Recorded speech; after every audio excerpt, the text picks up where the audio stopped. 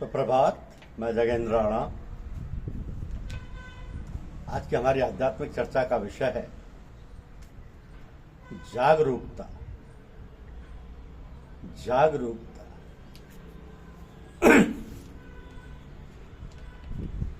ये संसार कभी भी विभूतिहीन नहीं होता है। जिन व्यक्तियों में आंतरिक क्षमता है उसे पहचानने की, वे सब विभूति के परोक्ष रूप में होने पर भी उसे पहचान लेते हैं और उससे अपना मार्गदर्शन प्राप्त कर लेते हैं।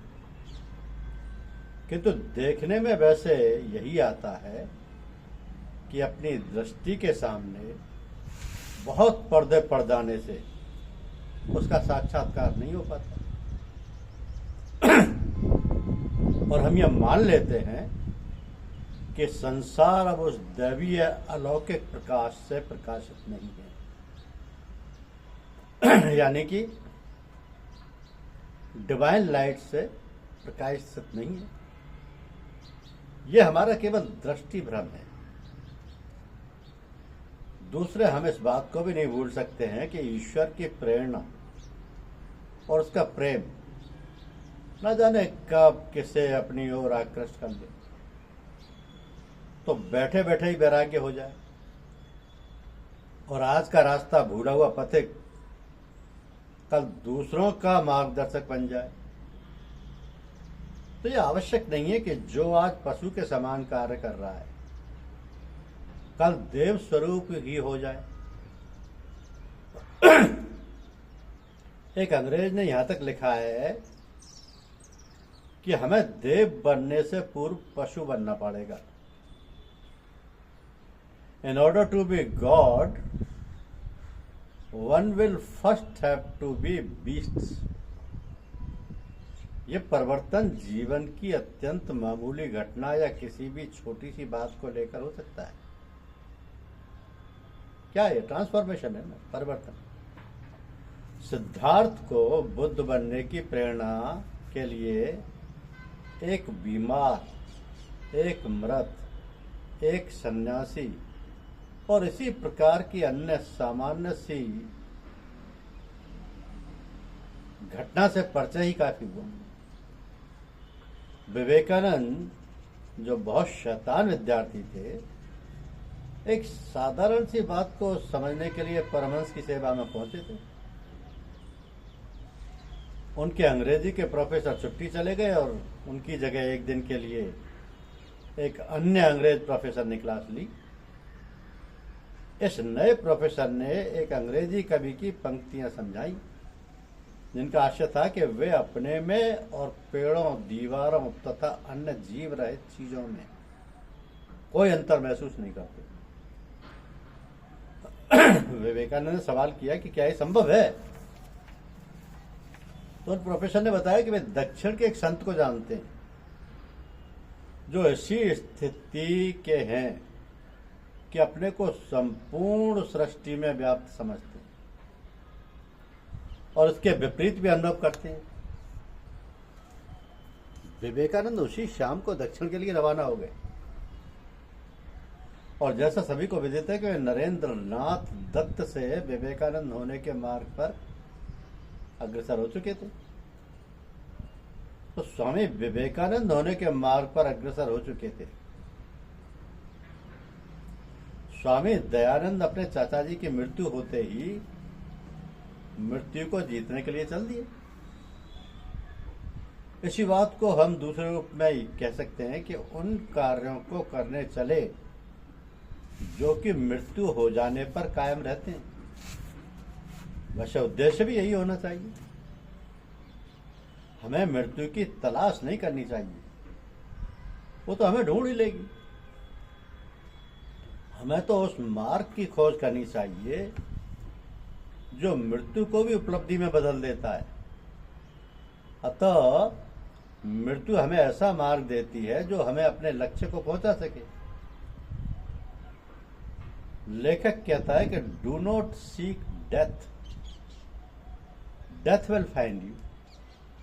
एक लेखक कहते हैं कि do not seek death, death will find you, but seek the road which makes death a fulfilment. अतः हमारे लिए यही उपयुक्त है कि हम उस दैवीय इच्छा के उन्मुख बने रहें और वो हमारे अंदर उन्मुक्त रूप से कार्य कर सके। इसके लिए अपने को सक्षम बनाएं, या यूं भी कह सकते हैं कि मैदान या फील्ड तैयार कर लें, तो दैवीय स्वरूप का विकास हमारे अंदर सुंदर रूप से हो सकेगा। हम कुछ भी नहीं करें, केवल अपने को ईश्वरोन्मुख रख सकें तो भी कल्याण ही है। अगर दरवाजा बिल्कुल बंद है तो उससे कोई नहीं आ सकता। ईश्वरीय प्रकाश तो बहुत दूर की बात है।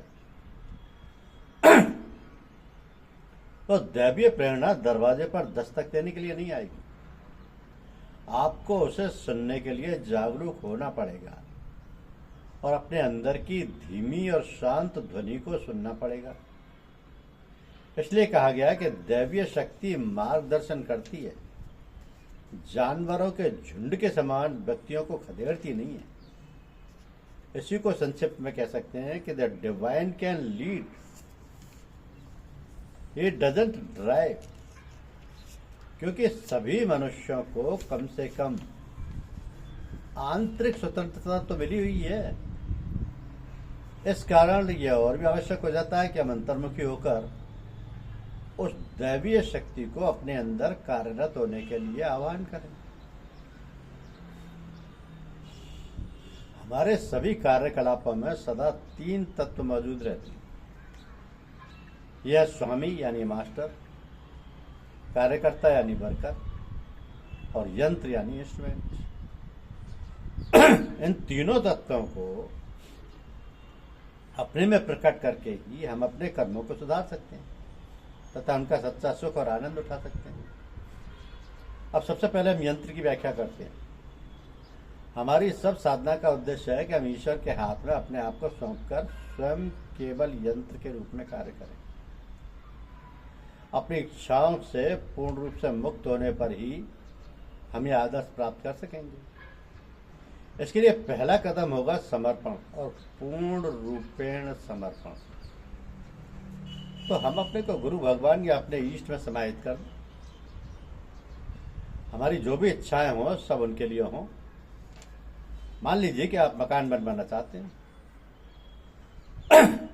तो आपके हृदय में यह विचार आना चाहिए कि हमें गुरु भगवान के लिए मकान बनवाना है,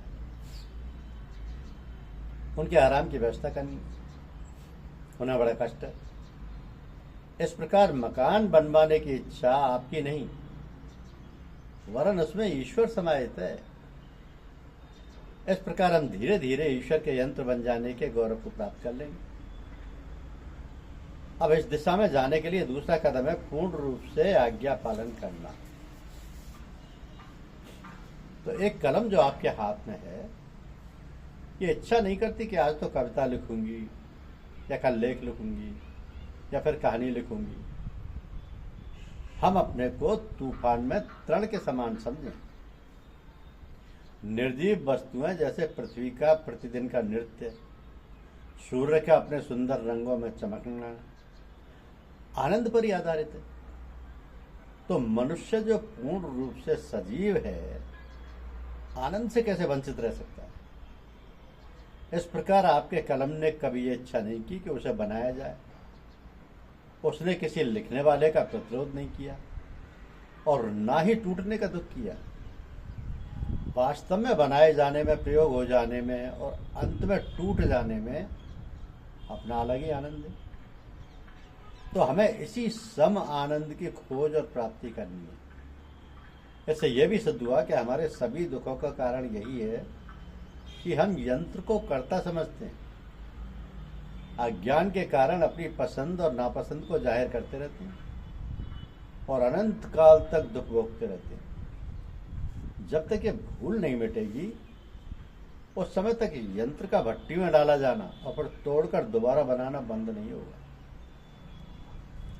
तो हमें कर्ता बनने का अधिकार तब ही प्राप्त होगा जब हम अपने आप को यंत्र बना लें।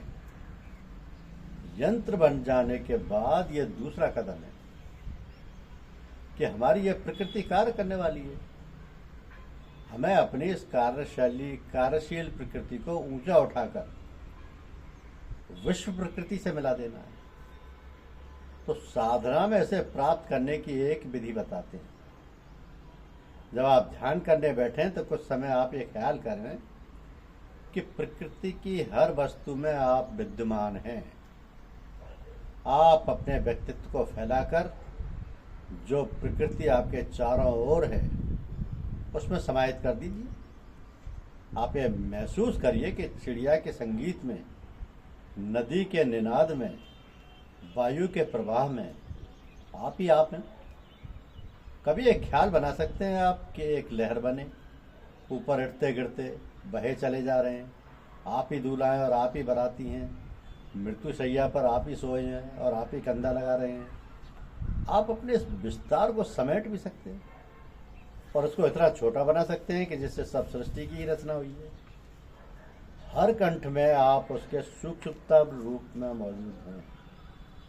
इस प्रकार की साधना में आप में सीमित होने का भाव मिट जाएगा और ये ज्ञान होगा कि आप अनंत हैं। इससे जो प्रकृति का असीम आनंद है वो भी प्राप्त हो सकेगा और दुई मिट जाएगी। तो जब सब कुछ आप स्वयं ही हैं तो दुई और दोहरापन कैसा। अंत में हम अपने स्वामी के रूप में जान सकते हैं कि हम अपनी चेतना में उससे संपर्क स्थापित करें, पूर्ण रूप से उसके अधीन रहें और अपना सर्वस्व उस पर निछावर कर डालें। तभी जाकर हमारे हृदय में उस परम पिता परमेश्वर का उदय होगा, जो इस सृष्टि का रचयिता तथा संहार दोनों ही करने वाला है। ईश्वर का यह नियम है कि वे अपने आप को उन लोगों को सौंप देता है जो उससे प्रेम करते हैं।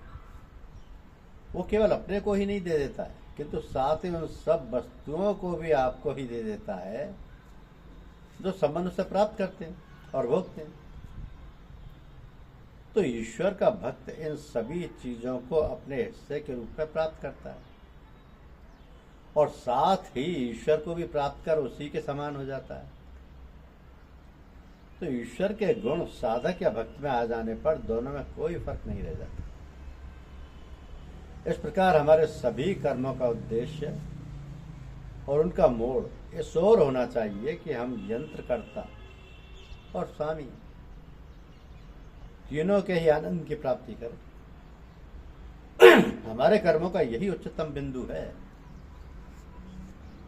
हमारे कर्मों का यही उच्चतम बिंदु है और यही हमारी जागरूकता है। धन्यवाद।